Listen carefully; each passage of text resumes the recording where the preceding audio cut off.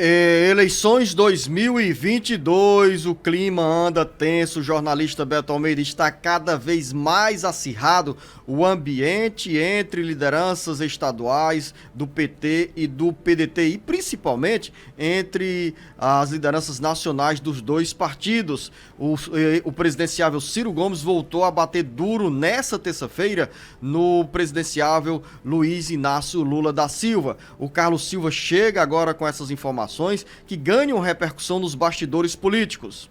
O presidenciável do PDT, Ciro Gomes, mantém o teor das críticas, não dá trégua ao PT e nessa terça-feira voltou a bater duro no ex-presidente Luiz Inácio Lula da Silva.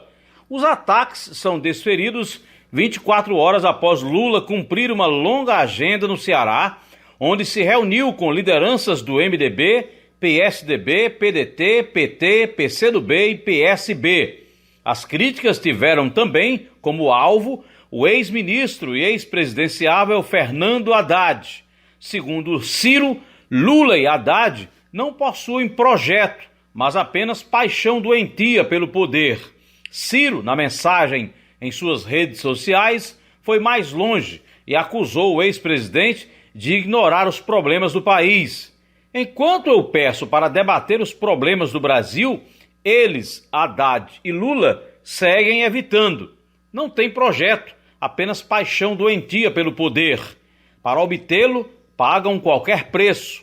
São capazes de vender a própria honra e a honra do país, desferiu o pedetista. Ao mirar o ex-adversário na disputa à presidência da República na eleição de 2018, Ciro alfinetou o ex-prefeito de São Paulo ao afirmar que tudo que Haddad tem na vida política deve a Lula. Já eu, a ele não devo nada, por isso sou livre para criticá-lo. Haddad não. Tem que ser seu bajulador eterno, sempre da turma do Amém, acrescentou Ciro em referência a Haddad, para quem em 2018 perdeu aliados em articulação feita pelo ex-presidente Lula.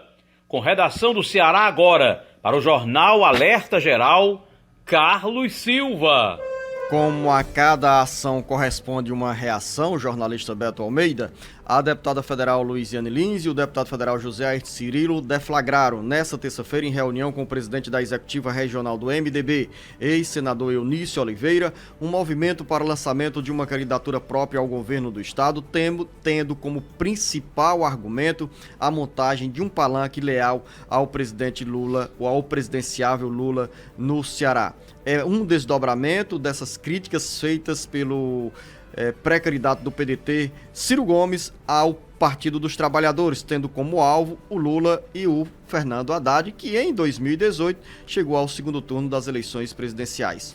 É uma equação difícil, viu, Luziano, para se resolver diante dessa escalada de tensões cada vez maior entre Ciro Gomes e as lideranças petistas. Porque, na realidade, é o seguinte, o Ciro não está fazendo isso à toa. Ele é pré-candidato à presidência da República, sabe que tem em Lula um adversário potencial, mas ele está mirando aquela parcela do eleitorado, Luciano, que não é Lula, mas também não é Bolsonaro e que está em busca aí de um outro nome, de uma terceira via. Então, ele aumenta o tom dessas críticas. E olha que a conversa que o ex-presidente Lula teve aqui com o senador Cid Gomes, que é irmão do Ciro, Lula deixou claro que é favorável à manutenção da aliança do PT com o PDT aqui no estado do Ceará.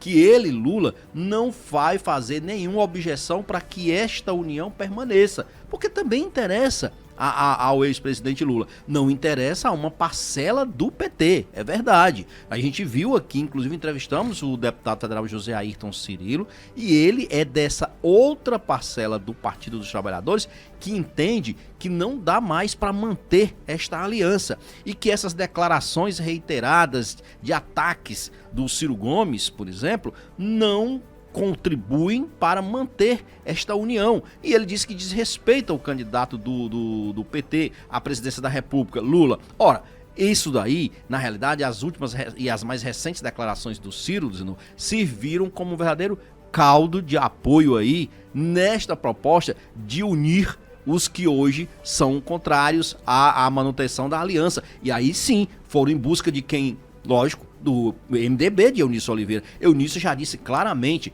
que não entra numa coligação que tenha o PDT dos irmãos Ferreira Gomes. Então, essa parcela do PT que defende, que luta por uma candidatura própria, que é o governo do estado, e que fala a palavra que o Zé Ayrton Cirilo disse que mais cai bem no ouvido da base petista, é a montagem de um palanque leal a Lula. O que é isso, Luziano? Que palanque leal é esse? É um palanque exclusivo para o presidenciável Lula, porque nós temos exatamente aqui hoje o governador Camilo Santana, que tem uma aliança formada por pelo menos 15 partidos da base de apoio ao governo do estado na Assembleia Legislativa e também entre os prefeitos do Ceará.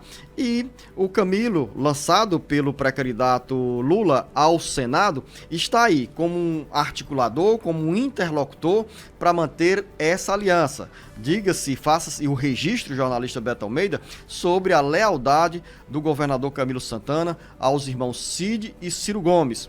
Camilo foi eleito para o primeiro mandato em 2014, foi reeleito em 2018 e hoje, com o índice de popularidade lá nas alturas, é o nome mais forte para concorrer ao Senado nas eleições de 2022. E ele tem tido equilíbrio na condução para administrar esses conflitos.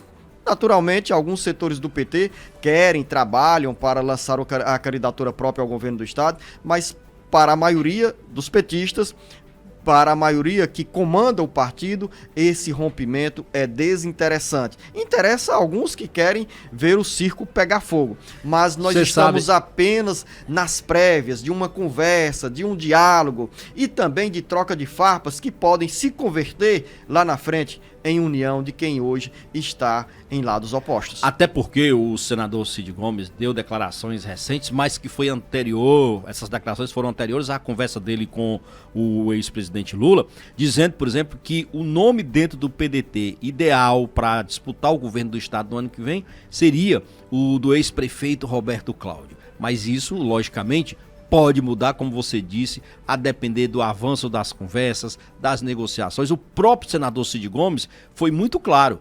E o Roberto Cláudio precisa entender que, embora ele tenha essa compreensão de que ele é um bom nome, mas que ainda assim não chega a ser já o nome confirmado. Pode ser deputado federal, por exemplo, e o próprio nome do PDT ao governo do estado pode ser o senador Cid Gomes, por que não? Existem essas especulações, jornalista Beto Almeida, do senador Cid Gomes aparece aí nas pesquisas de opinião pública como um dos maiores líderes políticos do Ceará.